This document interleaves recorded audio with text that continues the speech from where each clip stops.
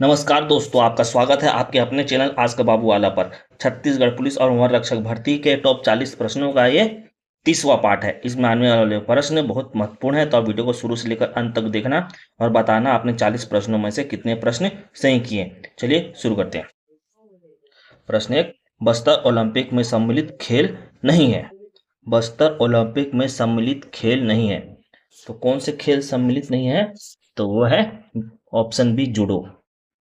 Option B judo, ठीक है। और इसके अलावा और कौन कौन से खेल सम्मिलित नहीं है? तो वह है गेड़ी दौड़ और बॉक्सिंग, ठीक। प्रश्न 2, लक्ष्मण मस्तूरिया सम्मान 2024 से सम्मानित व्यक्ति हैं। प्रश्न 2, लक्ष्मण मस्तूरिया सम्मान 2024 से सम्मानित व्यक्ति हैं, तो वो कौन है? वो है ऑप्शन ए श्रीमती निर्मला ठाकुर। निर्मला ठाकुर को मिला है लक्ष्मण मस्तूरिया सम्मान 2024, ठीक है। ये मिला है संस्कृति विभाग के द्वारा मिला है और ये मिलता है छत्तीसगढ़ी लोकगीतों के लिए ये सम्मान दिया जाता है, ठीक। प्रश्न 3, छत्तीसगढ़ में कहाँ national college of physical education बनाया जाएगा? प्रश्न 3, छत्तीसगढ़ में कहाँ national college of physical education बनाया जाएगा? तो बनाया जाएगा रायपुर में, ठीक है। ऑप्शन डी, रायपुर में बनाया जाएगा। कहाँ बनाया जाएगा? स्मार्ट सिटी नवा रायपुर में ये बनाया जाएगा, ठीक। चलिए आगे बढ़ते हैं। प्रश्न 4, छत्तीसगढ़ के मुख्यमंत्री द्वारा विमोचित पुस्तक लोरिक चंदा के रचयिता हैं। प्रश्न 4, छत्तीसगढ़ के मुख्यमंत्री द्वारा विमोचित पुस्तक लोरिक चंदा के रचयिता हैं, वो कौन है? वो है option C PC Lal Yadav. PC Lal Yadav, ठीक। चलिए प्रश्न 5, छत्तीसगढ़ में बस की समय सारणी और रूट की जानकारी प्राप्त करने हेतु छत्तीसगढ़ परिवहन द्वारा जारी ऐप है। छत्तीसगढ़ की बसों की सूचना या समय सारणी और रूट की जानकारी हेतु छत्तीसगढ़ परिवहन विभाग द्वारा जारी ऐप का नाम क्या है? तो वह है ऑप्शन बी बस संगवारी। Option B, option B, option B बस संगवारी नाम का ऐप है जो छत्तीसगढ़ में चलने वाली बसों का समय सारणी और रूट की जानकारी देगा, ठीक। चलिए छत्तीसगढ़ जीके देखते हैं। प्रश्न 6, छत्तीसगढ़ में कुल कितनी जेलें हैं? छत्तीसगढ़ में कुल कितनी जेलें हैं ना? तो कितनी जेलें हैं? ऑप्शन बी 33 जेलें हैं ना, जिसमें 5 केंद्रीय जेलें हैं और 20 जिला जिला के हैं ना, केंद्रीय जेलें हैं और 20 जिला की जेलें हैं और 8 उप जेलें हैं, ठीक। 8, 20 और 8, 20 और 5, ठीक। चलिए आगे बढ़ते हैं। प्रश्न 7, छत्तीसगढ़ का प्रथम महाविद्यालय है। छत्तीसगढ़ का प्रथम विद्यालय कौन सा है? तो वो है ऑप्शन सी छत्तीसगढ़ महाविद्यालय। ऑप्शन सी छत्तीसगढ़ महाविद्यालय ना, जो कि कहाँ है? रायपुर में है ना। रायपुर में बैरन बाजार नामक जगह है, वहां पर ये महाविद्यालय है, ठीक। और इसकी स्थापना कब हुई थी? इसकी स्थापना हुई थी 13 जुलाई 1938 में। 13 जुलाई 1938 में इसकी स्थापना हुई थी, ठीक। और प्रश्न ऑप्शन ए इंदिरा कला विश्वविद्यालय की स्थापना कब हुई थी? 1956 में हुई थी। 1956 में हुई थी। वो कहाँ है? खैरागढ़ राजनांदगांव में है, ठीक है। और पंडित रविशंकर विश्वविद्यालय कहाँ है? ये रायपुर में है। इसकी स्थापना हुई थी 1963 में, ठीक। और ये महर्षि विश्वविद्यालय कहाँ है? ये है बिलासपुर में। इसकी स्थापना हुई थी सन 2002 को, ठीक। चलिए प्रश्न 8, छत्तीसगढ़ में न्यूनतम वर्षा किस जिले में होती है? छत्तीसगढ़ में कम से कम या न्यूनतम वर्षा किस जिले में होती है? तो होती है कवर्धा में होती है, ठीक है। कवर्धा में होती है। मैकाल पर्वत श्रेणी के कारण यहाँ वर्षा कम होती है। प्रश्न 9, अच्छा हम कवर्धा का वो देख लेते हैं पर्यटन स्थल। वहां है आपका भोरमदेव मंदिर है, मड़वा महल है, शेरकी महल है, ठीक है। प्रश्न 10 देखिए, छत्तीसगढ़ में बहने वाली महानदी का प्राचीन नाम क्या है? प्रश्न 10, छत्तीसगढ़ में बहने वाली महानदी का प्राचीन नाम क्या है?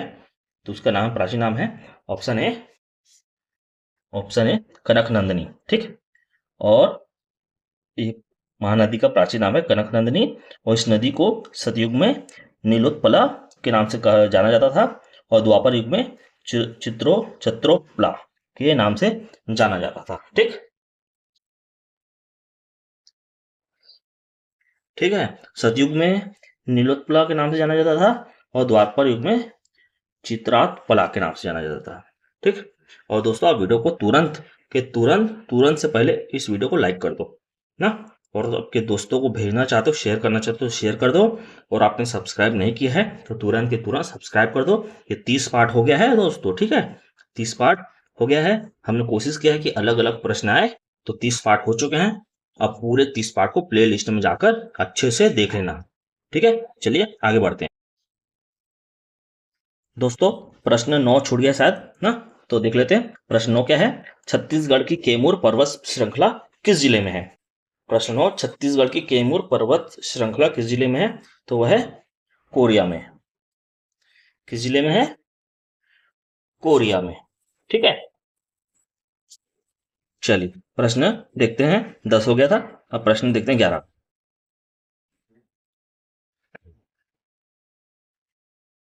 प्रश्न 11, प्रश्न 11 क्या है? छत्तीसगढ़ की शिवनाथ नदी का उद्गम स्थान है। छत्तीसगढ़ शिवनाथ नदी का उद्गम स्थान कहाँ है, ये पूछा है। ठीक है, तो इसका आंसर है option A Gadchiroli. Option A Gadchiroli. Gadchiroli कहाँ है?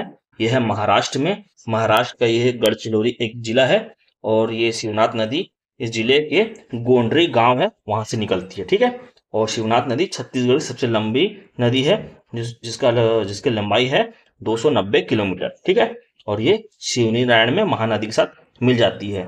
ठीक दोस्तों, चलिए प्रश्न 12 देखते हैं। छत्तीसगढ़ के चर्रे मर्रे जलप्रपात किस जिले में है? छत्तीसगढ़ की चर्रे मर्रे जलप्रपात किस जिले में? तो वो है कांकेर में। Option D Kanker. Option D Kanker में है। ठीक है, और कांकेर में और कौन सा जलप्रपात है? वह है मलाज कुंडम जलप्रपात है। ठीक है, और कांकेर में क्या क्या पर्यटन स्थल है? तो वहां शिवासनी मंदिर है, गड़िया पहाड़ है, और किलागढ़ देवी मंदिर है। ठीक है, प्रश्न अब 13 देखते हैं। छत्तीसगढ़ में सीकासार परियोजना कहाँ स्थित है? छत्तीसगढ़ में सीकासार परियोजना किस जिले में स्थित है? ठीक है, तो यह है ऑप्शन सी गरियाबंद में है। ठीक है, गरियाबंद में स्थित है।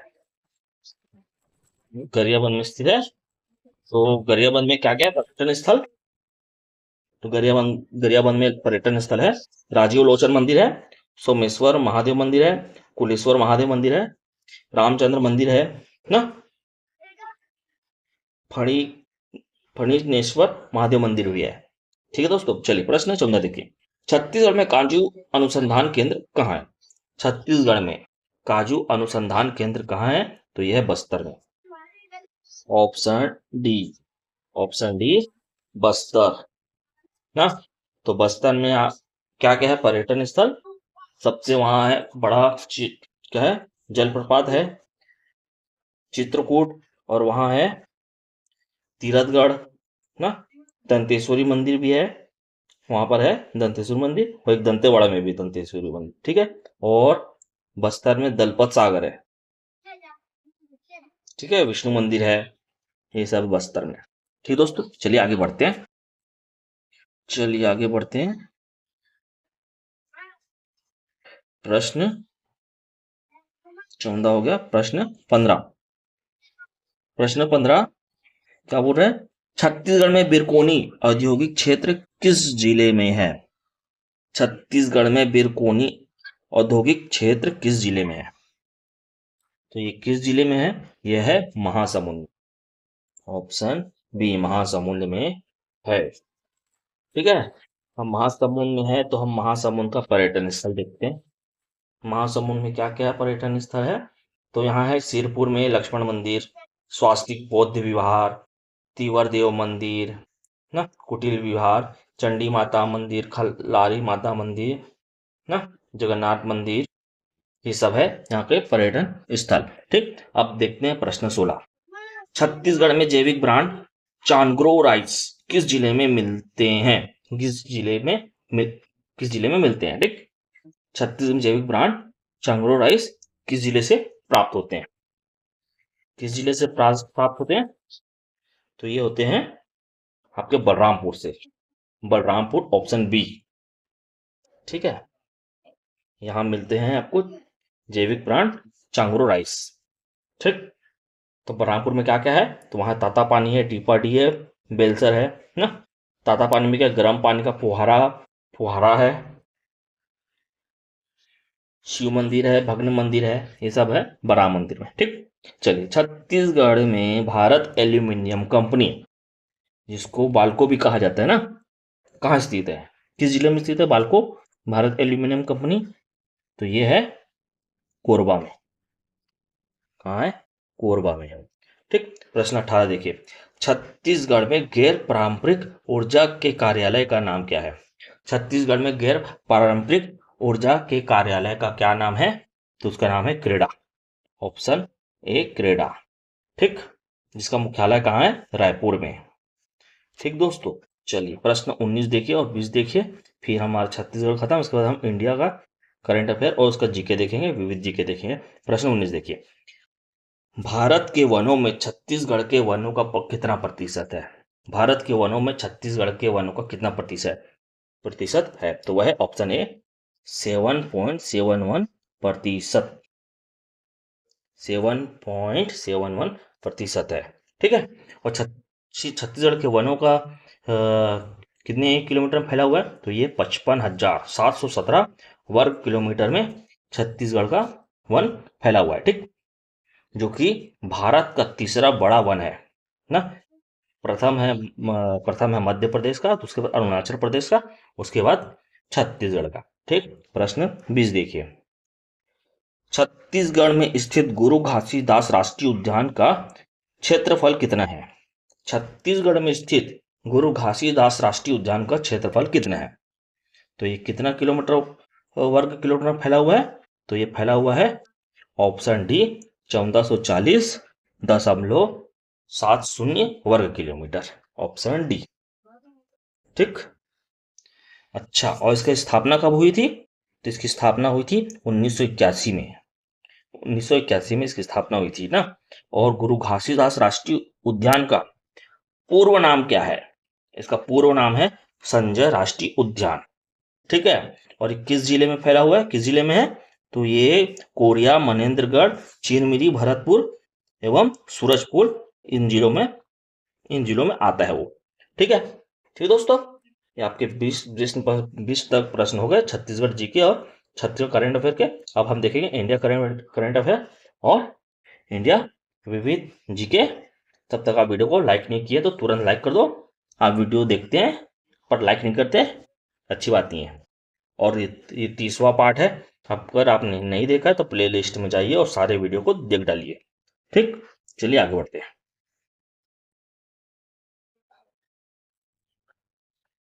प्रश्न 21। हाल ही में केसी वेणुगोपाल को किस पद पर नियुक्त किया गया? हाल ही में केसी वेणुगोपाल को किस पद पर नियुक्त किया गया ना? तो इसका आंसर है ऑप्शन ए लोक लेखा समिति। ठीक है, प्रश्न 22। यूनेस्को द्वारा भारत के प्रथम साहित्य शहर का दर्जा किस शहर को प्रदान किया गया? प्रश्न 22। यूनेस्को द्वारा भारत के प्रथम साहित्य शहर का दर्जा किस शहर को प्रदान किया गया? तो इसका आंसर है ऑप्शन सी कोझिकोड। कोझिकोड ना, कोझिकोड ये किस राज्य में है? तो यह है केरल में। ठीक, प्रश्न 23 देखिए। सर्वोच्च न्यायालय का नवीन ध्वज का ध्वज श्लोक है? प्रश्न 23। सर्वोच्च न्यायालय का नवीन ध्वज का ध्वज श्लोक है? तो इसका आंसर है ऑप्शन डी यतो धर्मस्य जयते। ऑप्शन डी यतो धर्मस्य जयते, मतलब जहां धर्म है वहां विजय है। ठीक है, और सर्वोच्च न्यायालय कहाँ है? तो यह दिल्ली में। और अभी मुख्य न्यायाधीश कौन है? तो वो है संजीव खन्ना, जो कि 91 क्रम के हैं। ठीक है, चलिए आगे बढ़ते हैं। प्रश्न नंबर 24। प्रश्न नंबर 24। प्रभा वर्मा किस उपन्यास प्रभा वर्मा के किस उपन्यास को सरस्वती सम्मान मिला है? तो वो है ऑप्शन डी, रुद्र सात्विकम। ऑप्शन डी, रुद्र सात्विकम। ठीक है। प्रश्न 25 देखिए, मानव विकास रिपोर्ट 2023-24 के अनुसार शीर्ष देश कौन सा है? मानव विकास रिपोर्ट 2023-24 के अनुसार प्रथम देश कौन सा है? शीर्ष देश कौन सा है? तो वह है option B, Switzerland. Option B, Switzerland. ठीक है। और ये रिपोर्ट जो है 193 देशों को देखकर बनाया गया था, जिसमें भारत का स्थान था 134वां। भारत का स्थान था 134वां। ठीक। चलिए अब विविध प्रश्न देखते हैं। प्रश्न 26, भारत में अंग्रेजी शिक्षा की शुरुआत किसने की थी? भारत में अंग्रेजी शिक्षा की शुरुआत किसने की थी? इसका आंसर ऑप्शन सी, मैकाले ने। लॉर्ड मैकाले ने जब शिक्षा शुरुआत की तो थी अंग्रेजी माध्यम में थी ना, अंग्रेजी भाषा में थी, इंग्लिश मीडियम में। कब की थी? 1835 में की थी। 1835 में शुरू किया था लॉर्ड मैकाले ने। ठीक है। चलिए आगे बढ़ते हैं। प्रश्न नंबर है 27। प्रश्न नंबर 27 देखिए, संयुक्त राष्ट्र संघ का प्रधान कार्यालय कहाँ स्थित है? संयुक्त राष्ट्र संघ का प्रधान कार्यालय कहाँ स्थित है? तो इसका आंसर है ऑप्शन ए, न्यूयॉर्क में। कहाँ है? ऑप्शन ए, न्यूयॉर्क में है इसका प्रधान कार्यालय, हेड ऑफिस। ठीक। और ये इस संयुक्त राष्ट्र संघ में कितने देश शामिल है? तो 193 देश, 193 देश हैं इसके। ठीक है। इसका उद्देश्य क्या है? इसका उद्देश्य है सभी देशों के बीच सहयोग हो, बढ़िया शांति बनाए रखे, शांति रहे। ठीक है। और इस संघ की स्थापना कब हुई थी? इस संघ की स्थापना हुई थी 24 अक्टूबर 1945 को। ठीक है। चलिए प्रश्न देखते हैं 28। टू स्टेट्स किसकी रचना है? टू स्टेट बुक थी ना, जिसे किसने लिखा है? टू स्टेट्स पुस्तक या उपन्यास जो भी बोल लो, इसे किसने लिखा है? इसे लिखा है ऑप्शन बी, चेतन भगत ने लिखा है ना। टू स्टेट इसने लिखा है। और टू स्टेट नाम से पिक्चर भी आया था, फिल्म भी आया था, जिसमें आलिया भट्ट थी और अर्जुन कपूर थे। ठीक है। और इन्होंने एक और मूवी बनाई थी, हाफ गर्लफ्रेंड, वो भी मतलब कि उपन्यास से रचना बुक लिखे थे, उसके ऊपर ये मूवी बनी थी। ठीक है। जिसमें श्रद्धा कपूर थी। ठीक है। प्रश्न 29 देखिए, महात्मा गांधी की समाधि स्थल का नाम क्या है? महात्मा गांधी की समाधि स्थल का नाम है, बताइए कौन सी क्या है? Option D, Rajghat. आंसर है ऑप्शन डी, राजघाट। ठीक है। अच्छा, महात्मा जी का जन्म कब हुआ था? महात्मा गांधी का जन्म हुआ था 2 अक्टूबर 1900, ठीक, 19 नहीं 1800 यार, सॉरी, 1869। ठीक। और मृत्यु 30 जनवरी, मृत्यु हुई थी 30 जनवरी 1948 को। ठीक है। 1948 को, 30 जनवरी 1948 को मृत्यु हुई थी। ठीक है। और 2 अक्टूबर को कौन सा दिवस मनाते हैं? 2 अक्टूबर को दिवस मनाते हैं अंतर्राष्ट्रीय अहिंसा दिवस। ठीक। चलिए आगे बढ़ते हैं। प्रश्न 30 देखिए, नंदा देवी राष्ट्रीय उद्यान किस राज्य में है? नंदा देवी राष्ट्रीय उद्यान किस राज्य में है? तो वह है ऑप्शन सी, उत्तराखंड में है। ठीक है। नंदा देवी राष्ट्रीय उद्यान है उत्तराखंड में है। ठीक है। उत्तराखंड में कहां पे है? उत्तराखंड में चमोली जिला है, उस जिले में नंदा देवी राष्ट्रीय उद्यान स्थित है। ठीक है। और इस राष्ट्रीय उद्यान का कितने एकड़ में, कितने वर्ग किलोमीटर फैला हुआ है? तो ये फैला हुआ है 630.33 वर्ग किलोमीटर में ये राष्ट्रीय उद्यान फैला हुआ है। ठीक है। अच्छा चलिए, उत्तराखंड के सीएम का क्या नाम है? उत्तराखंड के सीएम का नाम है पुष्कर सिंह धामी। ठीक है। और राज्यपाल का क्या नाम है? राज्यपाल का नाम है गुरमीत सिंह। ठीक दोस्तों, चलिए आगे बढ़ते हैं। प्रश्न 31, भारतीय संविधान का भाग 20 का विषय है? भारतीय संविधान का भाग 20 का विषय है, तो भाग 20 का विषय है ऑप्शन सी, संविधान संशोधन। ठीक है, और किस अनुच्छेद में है ये? अनुच्छेद है ये 368। 368 अनुच्छेद में है संविधान संशोधन। ठीक है, और अभी तक कितना संविधान संशोधन हो चुका है? तो अभी तक संविधान संशोधन हो गया है 106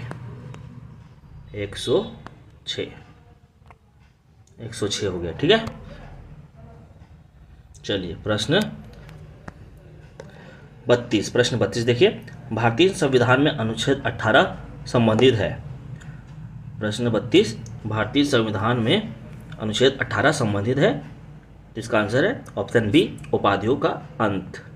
ठीक है, प्रश्न 33 देखिए, कौन सा वेद संगीत से संबंधित है? कौन सा वेद संगीत से संबंधित है? तो कौन सा वेद है वो? Option A, Samaveda. सामवेद को भारतीय संगीत की जननी बोलते हैं। ठीक है, तो संगीत जो है सामवेद से संबंधित है और सामवेद को भारतीय संगीत की जननी बोलते हैं। ठीक है, प्रश्न 34, गौतम बुद्ध ने प्रथम उपदेश कहाँ दिया था? गौतम बुद्ध ने प्रथम उपदेश कहाँ दिया था? तो इसका आंसर है ऑप्शन डी, सारनाथ में दिया था। ठीक है, और सारनाथ कहाँ है? यह उत्तर प्रदेश के वाराणसी के पास है। ठीक है, और गौतम बुद्ध का जन्म कहाँ हुआ था? तो ये हुआ था लुम्बिनी में। गौतम बुद्ध का जन्म हुआ था लुम्बिनी में। ठीक है, और उनके बचपन का नाम क्या था? सिद्धार्थ। बचपन का नाम था सिद्धार्थ। प्रश्न 35 देखिए, प्रश्न 35, सूर्य के प्रकाश को पृथ्वी तक पहुंचने में कितना समय लगता है? सूर्य के प्रकाश को पृथ्वी तक पहुंचने में कितना समय लगता है? तो इसका आंसर है ऑप्शन सी, समय लगता है 8 मिनट 20 सेकेंड। ठीक है, 8 मिनट 20 सेकेंड लगता है सूर्य के प्रकाश को पृथ्वी तक पहुंचने में। ठीक है, और सूर्य और पृथ्वी के बीच की दूरी कितनी है? तो ये दूरी है लगभग 14.96 करोड़ किलोमीटर, लगभग 15 करोड़ किलोमीटर मान सकते हैं। ठीक है, और जो प्रकाश की गति है वो कितना है? प्रकाश की गति कितना है? वह 3 लाख किलोमीटर प्रति सेकेंड। इसकी सूर्य के प्रकाश की गति जो है 3 लाख किलोमीटर प्रति सेकेंड है। ठीक है, चलिए प्रश्न 36 देखिए, मेटल ऑफ होप किसे कहा जाता है? प्रश्न 36, मेटल ऑफ होप किसे कहा जाता है? तो कहा जाता है ऑप्शन बी, यूरेनियम को ना, मेटल ऑफ होप, या फिर भविष्य का धातु कहा जाता है यूरेनियम को। ठीक है, यूरेनियम का परमाणु क्रमांक कितना है? इसका परमाणु क्रमांक है 92। ठीक, और यूरेनियम का उपयोग किसमें किया जाता है? इसका उपयोग किया जाता है परमाणु ऊर्जा उत्पादन में, परमाणु हथियार बनाने में, या फिर चिकित्सा के क्षेत्र में इसका उपयोग किया जाता है। ठीक है, प्रश्न 37 देखिए, आधुनिक अर्थशास्त्र के जनक किसे कहा जाता है? आधुनिक अर्थशास्त्र के जनक किसे कहा जाता है? तो कहा जाता है ऑप्शन बी, एडम स्मिथ को। ऑप्शन बी, एडम स्मिथ को। ठीक है, इनकी पुस्तक का क्या नाम है? इनकी पुस्तक का नाम है the wealth of nation. The wealth of nation इनके बुक का नाम है। ठीक, प्रश्न नंबर 38 देखिए, महात्मा गांधी राष्ट्रीय ग्रामीण रोजगार गारंटी योजना की शुरुआत कहाँ हुई थी? कब से हुई थी? महात्मा गांधी राष्ट्रीय ग्रामीण रोजगार योजना की शुरुआत कब हुई थी? तो शुरुआत हुई थी 2006 में, इसकी शुरुआत हुई थी। ठीक है, इस योजना में कम से कम 100 दिनों का रोजगार प्रदान किया जाता है। ठीक है, कम से कम 100 दिनों का रोजगार प्रदान किया जाता है इस योजना के तहत। ठीक दोस्तों, चलिए लास्ट 2 प्रश्न बचा है, जल्दी से देख लेते हैं। प्रश्न नंबर 39, जीएसटी अपनाने वाला सबसे पहला देश कौन सा है? जीएसटी अपनाने वाला प्रथम देश कौन सा है? ठीक है, तो वो देश है option D, France. Option D, France. ठीक है, और दोस्तों अभी तक 175 देश जो है जीएसटी अपना चुके हैं। ठीक है, उसमें से हमारा देश भारत भी है।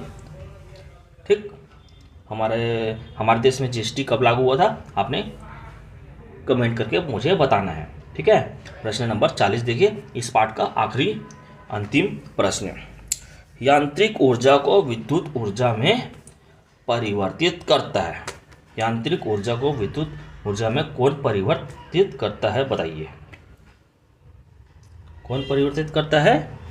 ऑप्शन सी, डायनेमो करता है। ठीक है, और बैटरी क्या करता है? ऑप्शन ए का जो बैटरी है वो क्या करता है? ये विद्युत ऊर्जा को रासायनिक ऊर्जा में परिवर्तित करता है। और इन्वर्टर क्या करता है? ये डीसी को ईसी में परिवर्तित करता है। ठीक दोस्तों, ये हो गया आपका 30 पार्ट कंप्लीट, और ये रहे आपके आंसर। ठीक है, वीडियो को पूरा देखने के लिए धन्यवाद। चलिए मिलते हैं नेक्स्ट वीडियो में। आपको वीडियो कैसा लगा कमेंट करके बताइए, और आपने कितना प्रश्न सही किया वो भी कमेंट करके बताइए। चलिए मिलते हैं नेक्स्ट वीडियो में। बाय बाय दोस्तों।